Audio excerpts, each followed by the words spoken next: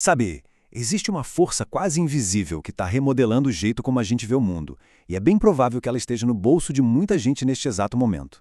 Hoje, a gente vai mergulhar fundo na arquitetura que fica escondida nas redes sociais e descobrir como elas não só refletem a nossa realidade, mas, na verdade, a reescrevem. É uma sensação bem comum, né? Aquele vão que existe entre o brilho infinito do nosso feed e a rotina do dia a dia. É quase como se a gente vivesse em duas realidades ao mesmo tempo, uma delas construída por algoritmos. Olha só essa divisão. De um lado, a vida no feed. Só férias perfeitas, sucesso atrás de sucesso. Do outro, a vida real. Com tarefas, com as lutas de sempre e com emoções bem mais complexas. As nossas personas online são tipo uma edição de colecionador, sabe? Só com os melhores momentos. Enquanto a realidade, bom, a realidade é bem mais bagunçada. Mas o ponto é que essa desconexão toda não acontece por acaso. Ela é, na verdade, projetada. Por trás das telas que a gente rola todo dia, existe uma arquitetura intencional, uma filosofia de design que não só nos mostra o mundo, mas que desenha o mundo em que a gente vive online. E essa citação da Anne-Marie Willis, olha, resume a questão perfeitamente. É uma via de mão dupla. Primeiro, a gente cria as ferramentas e depois, essas mesmas ferramentas começam a nos recriar. Nós não somos só usuários passivos. De certa forma, a gente também é o produto. O nome técnico para isso é design ontológico. O nome pode até assustar um pouco, mas a ideia é bem direta. As tecnologias que a gente usa, tipo as redes sociais, não são ferramentas neutras. Elas participam ativamente da construção de quem nós somos e de como a gente vive. Pensa assim, ó, a rede social não é só uma janela para o mundo. Ela é um arquiteto. Ela não está só refletindo a realidade lá fora, mas está construindo ativamente uma realidade para a gente, tijolo por tijolo, post por post. Isso acontece através de um ciclo de feedback muito poderoso. Funciona assim. A gente chega na plataforma com as nossas crenças. O algoritmo, muito esperto, aprende do que a gente gosta e nos mostra mais daquilo. Com o tempo, nossas crenças são reforçadas e a gente volta com uma visão ainda mais fechada. É a receita perfeita para criar as famosas câmaras de eco, onde parece que todo mundo pensa igual. Tá, mas como exatamente essa percepção é moldada na prática?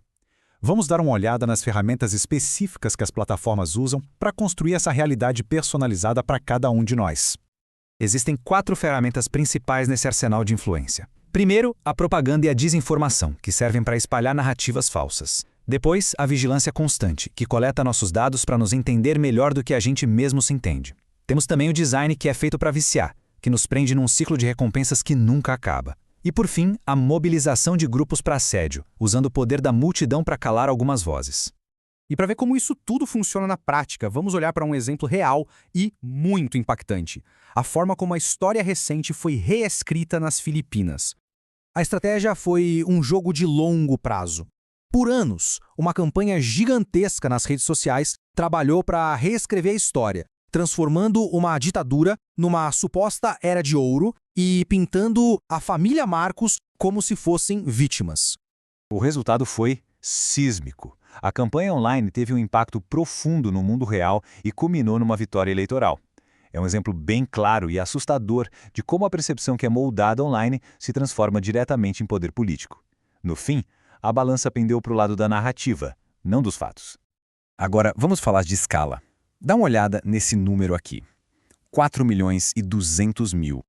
Esse foi o número de tweets antissemitas postados ou repostados em apenas um ano, segundo um estudo de 2018. Isso mostra como o extremismo pode ser amplificado numa escala massiva, onde o engajamento de um conteúdo, não importa o quão odioso ele seja, acaba garantindo seu alcance viral. Certo. Então, qual é o preço que se paga por essa realidade toda selecionada e editada? Vamos analisar as consequências reais, tanto para cada um de nós, individualmente, quanto para a sociedade como um todo. No nível pessoal, o custo pode ser bem alto. Um ambiente que é projetado para a gente se comparar o tempo todo alimenta a ansiedade, vai minando a autoestima e deixa a gente com aquela sensação persistente de que a vida de todo mundo é mais interessante que a nossa. E para a sociedade, os danos são ainda maiores. A polarização política aumenta, a confiança em fontes de informação que são legítimas diminui e a própria ideia de uma realidade em comum, compartilhada, começa a se desfazer. Olhando para esse cenário, é fácil se sentir um pouco impotente, né?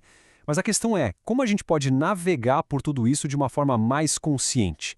A boa notícia é que não somos só passageiros. É possível, sim, assumir o volante e retomar o controle da nossa vida digital.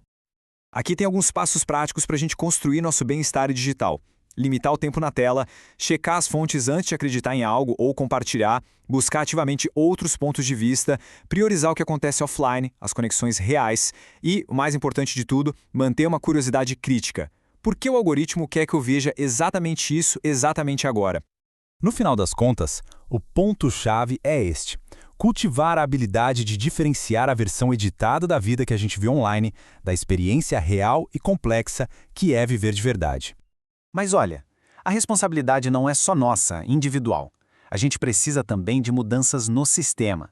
Isso significa exigir transparência nos algoritmos, apoiar plataformas que respeitam nossa privacidade e pressionar por leis que responsabilizem as empresas, colocando o bem-estar das pessoas acima do engajamento a qualquer custo. Então, para a gente fechar, a rede social não é necessariamente uma mentira, mas ela é, sem exceção, uma versão altamente editada da realidade. Ter consciência dessa edição, desse projeto por trás, é o primeiro e mais importante passo para a gente navegar nisso tudo com mais sabedoria. E fica aqui uma pergunta final para a gente refletir. No mundo que foi projetado para nos manter sempre conectados, quando foi a última vez que estivemos de verdade offline, completamente livres dessa arquitetura invisível da tela? Vale a pena pensar um pouco nisso.